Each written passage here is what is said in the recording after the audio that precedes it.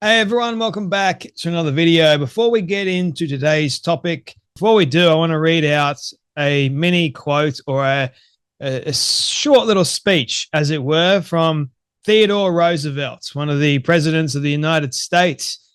And if you guys know this particular mini speech or quote, then you'll know that it's quite powerful. It's quite important. And I think it is rather prevalent into what's going on in today's society with all of us needing to be like this. The man in the arena. It is not the critic who counts, not the man who points out how the strong man stumbles or where the doer of deeds could have done them better.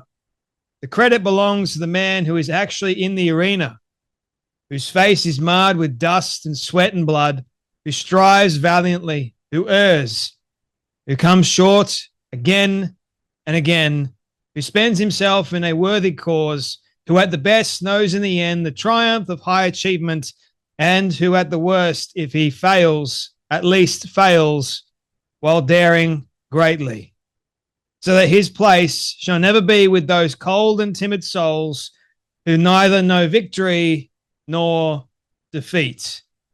That last part actually gives me chills. I'm not sure about you guys, but I think in today's society, with what's going on, we are in a battle.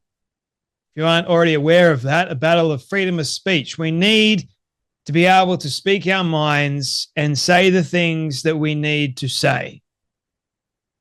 It may be uncomfortable to hear what someone has said. I know for a fact over on Twitter, there's a lot of things that I don't want to listen to, but I listen to them anyway because that is part and parcel of living in a democratic society. What we're seeing in our world today is quite sad. It's quite scary. But we are in a war at the moment, not just World War III being around the corner, but we are in a war not just for freedom of speech, but for women's rights, for all things that are good. There is a battle going on between good versus evil because, as we know, good has now become evil and evil has now become good. And we need to stand. We need to stand up and say enough is enough. No, I am not going to bow down or kowtow to any of these people that want me to. Because why should they get to stand up and speak their mind when I don't get to? Why am I being silenced, but yet they're not? To me, that's wrong. And to me, I'm going to be standing in the arena. I'm going to be covered with blood, sweat, tears, and dust and everything else in between. You know why? Because that's what's right. I know what's right and what's wrong. I'm sure many of you watching this right now know what's right and what's wrong. And the one that actually stands up for what is right versus what is wrong and cowers to the ones that put pressure on them to do what is wrong, I think the ones that do what is right more will have a greater victory in the end, but they're the ones that will be remembered forever. They're the ones that character shall remain. We shall always look to them for inspiration. Theodore Roosevelt, George Washington, many figures in American politics or just American life you can look to and think, you know what? They had a choice, just like I do right now. Abraham Lincoln had a choice. I've got one right this very second. Am I going to sit down and be silent when these people are voicing things that I know to be wrong, or am I going to stand up and say enough is enough? Am I going to voice my concern? I'm the man in the arena. Are you? Are you with me? Who is with me? I wonder how many people are actually with me and how many are truly against me. I hope you're not, because you're not really against me. You're against the truth. You're against what is right. You're against good, flourishing. A lot of people want evil to take place in our society. You know why? Because evil is good for a short period of time. Not going to lie, it feels good. But good must prevail. Good always prevails. And you know why that is? Because of the people in the arena.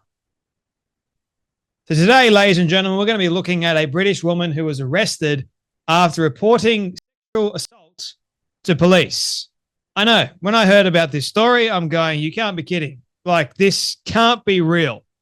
But it is. In a troubling case that has raised serious questions about police handling of sexual assault reports, a woman from Warrington, Cheshire, has revealed how her attempt to report a sexual attack led her on her own arrest while the perpetrator remained free to assault others for nearly 2 years.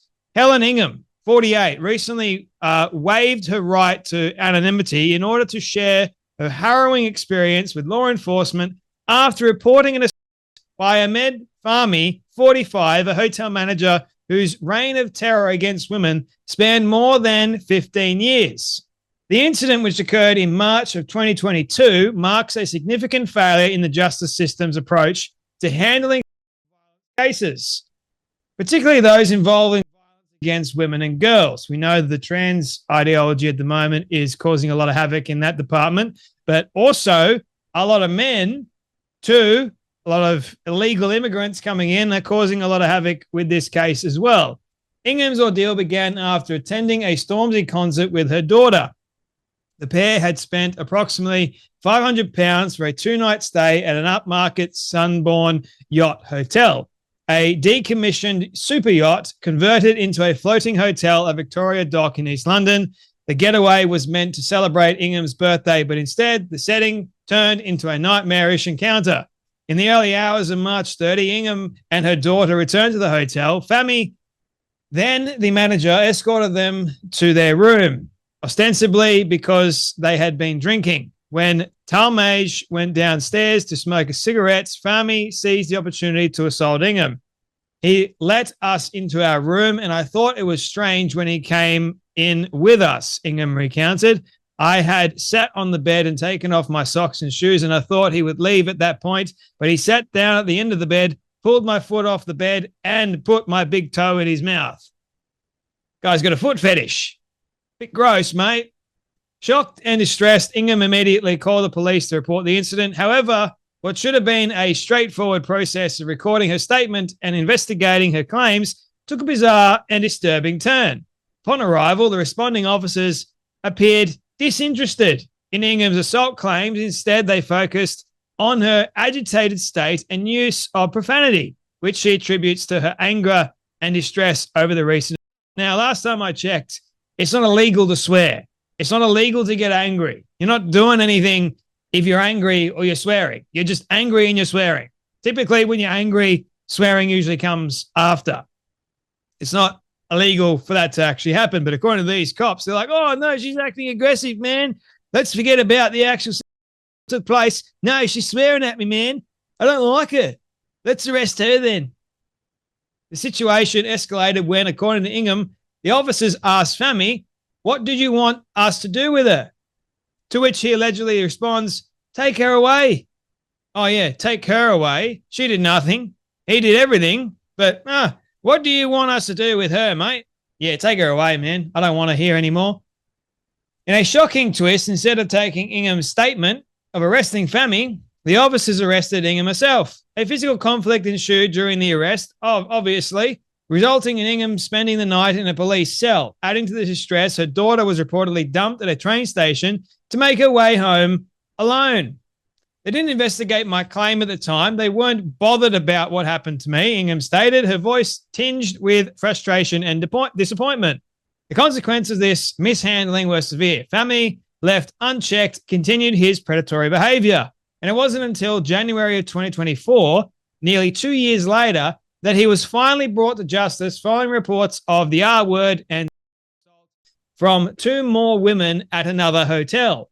The subsequent investigation revealed a pattern of behavior dating back to 2008. In that earliest known incident, Fahmy attacked a woman living in a flat near a Hilton hotel in Watford, where he was a manager. Turns out, like, him being a manager is a cover for him wanting to do certain things.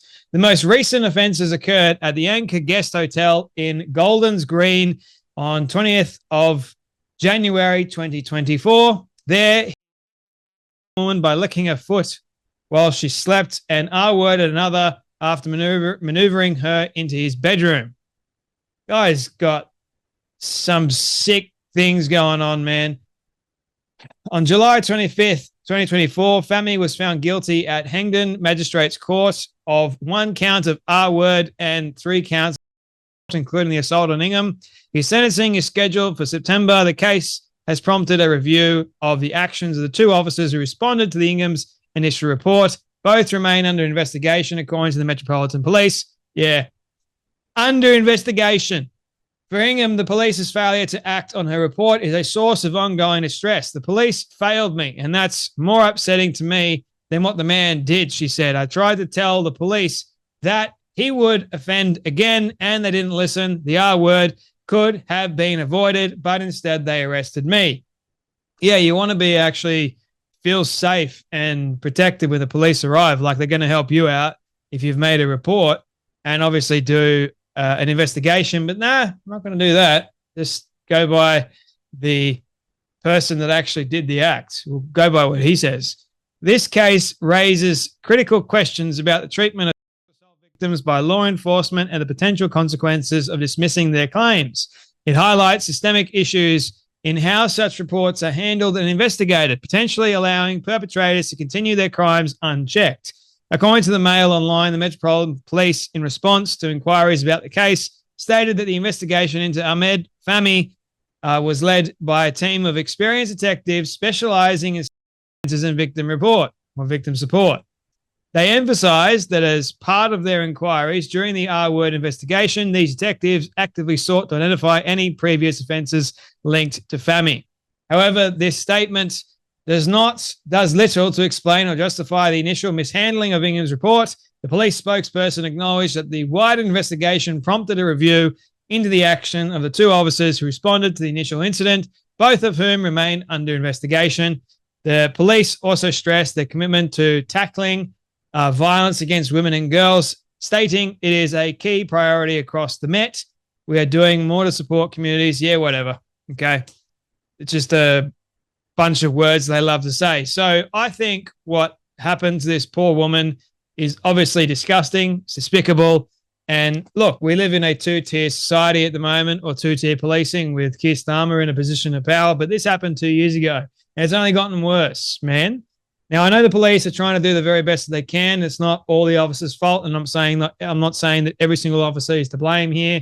What I am saying is there needs to be some serious questions raised and some serious changes made in regards to the police. Because, mate, how can you arrest a woman that has been sexually assaulted by a dude? Maybe because of the dude's potential religious affiliations or the person's name or how the person looks. Maybe they were afraid. Who knows? We don't know why, but the investigation is ongoing, ladies and gentlemen. But look, finally justice happened and Fahmy was arrested, charged, and thrown into a jail cell, I believe.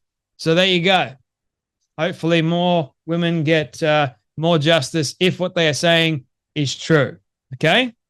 Just go by that. All right, my friends, you guys take care. You be blessed, and I'll see you all in the next video.